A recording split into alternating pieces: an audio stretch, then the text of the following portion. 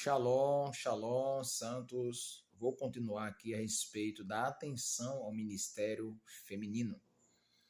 Olha bem, e como eu estava falando anteriormente, se você me acompanha passo a passo, eu louvo a Deus pela sua vida e pela sua confiança, disponibilidade e interesse, e até por me ajudar a divulgar e compartilhar esses vídeos.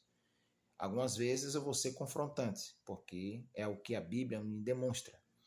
E pelo Espírito Santo que me inspira a falar algumas coisas até fortes para, quem sabe, despertarmos em nós o leão que está dentro de nós, já que o leão da tribo de Judá está dentro, está em ação através do Espírito Santo dentro da igreja. Então vamos lá. O Ministério Feminino é um serviço muito especial. O tempo da graça, a abertura da graça, a morte de Cristo e a ressurreição de Cristo, por que não dizer a morte de Jesus e a ressurreição de Jesus, é uma grande abertura para o ministério feminino com mais liberdade, com mais expressão e com equilíbrio, sabedoria, inteligência e muita capacidade que as mulheres têm. A diferença é que, quando se fala de ministério dentro na casa de Deus ou na obra de Deus, como muitos falam, é entender que o ministério que o Senhor confiou às mulheres, quanto também aos homens, não é a serviço como é semelhante no mundo secular. O ministério das coisas de Deus é dentro do reino de Deus. E as coisas no reino de Deus é outra cultura.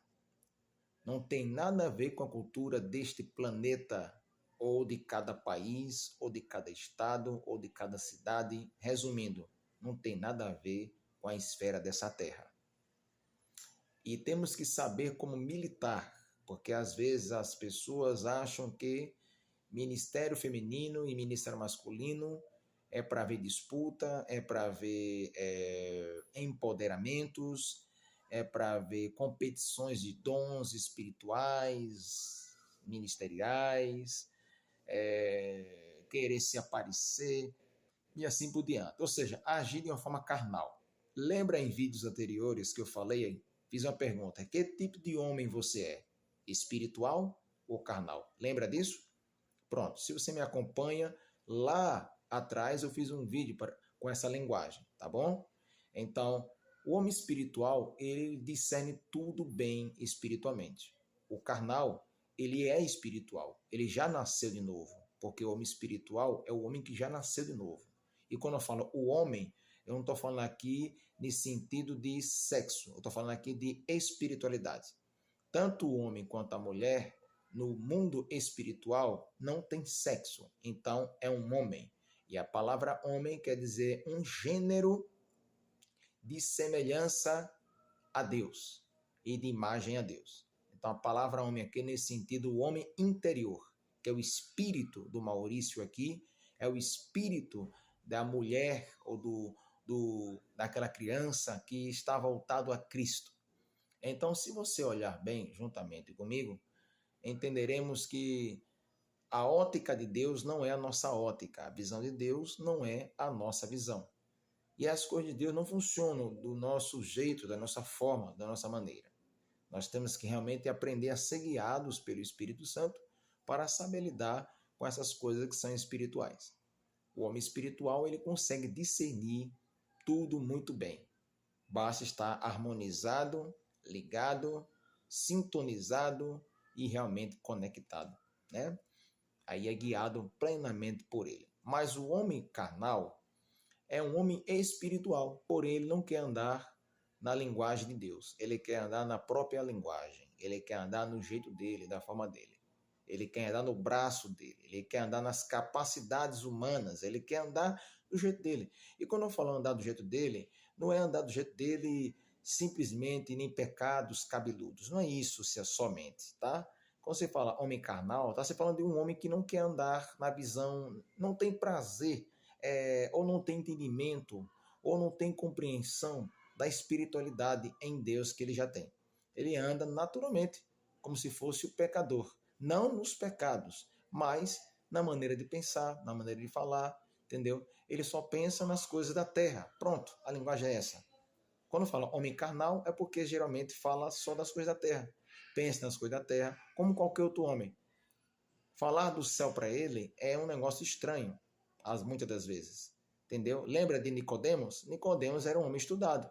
Era um homem que tinha um interesse nas coisas espirituais da escrita, mas ele não entendia nada do que era nascimento de novo, ele não entendia nada de espiritualidade.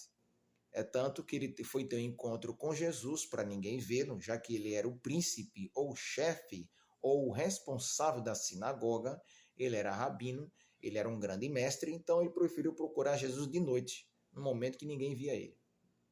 Qual é o horário que você vai buscar Jesus para conversar com ele? Nicodemos procurou um horário certo para ele.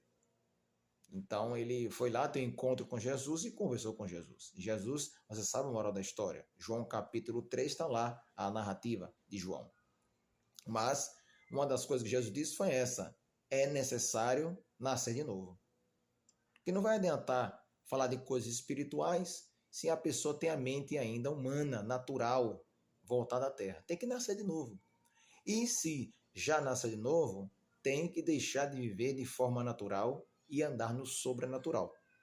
Quando eu não quero andar de forma sobrenatural e ando e quero andar de forma como qualquer ser humano na Terra, então eu, como sou espiritual, não sou carnal, não sou natural mais, então eu, como espiritual, como não quero andar espiritualmente, eu vou andar como carnalmente.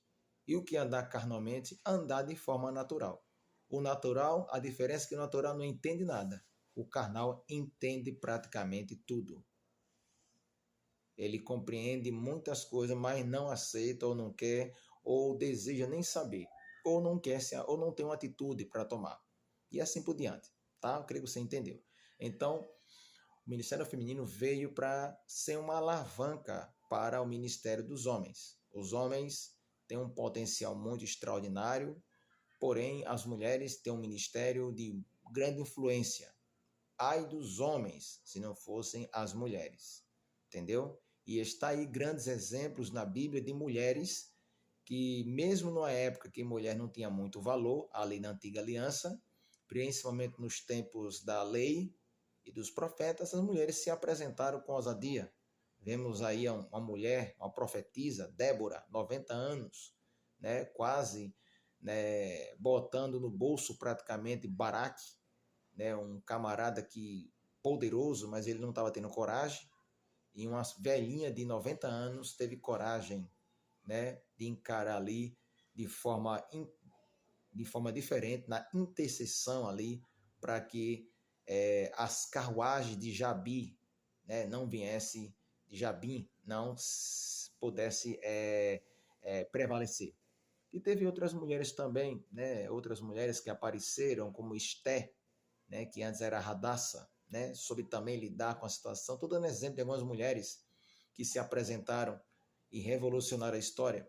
Assim como também, queira que não queira, né, mulheres como até mesmo ela era praticamente uma mulher que não era, ela não teve assim uma boa, ela não é bem vista e não é bem interpretada, mas uma mulher muito inteligente, a Jezabel, ou Isabel, uma mulher muito inteligente, articulada, porém fazia para o lado contrário, do mal. E teve outras mulheres também maravilhosas, mulheres talentosas ali na Antiga Aliança, entendeu? Isso no tempo da lei. E antes da lei, no período muito antes da lei, teve ali a Sara, a esposa de Abraão, tornou ali mãe. Teve também a Raquel, né, que se destacou entre três mulheres de Jacó.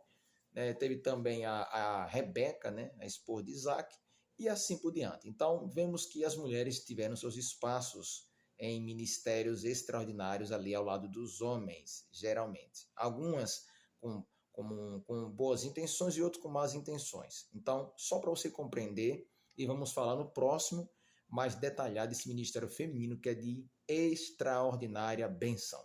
Amém? Shalom.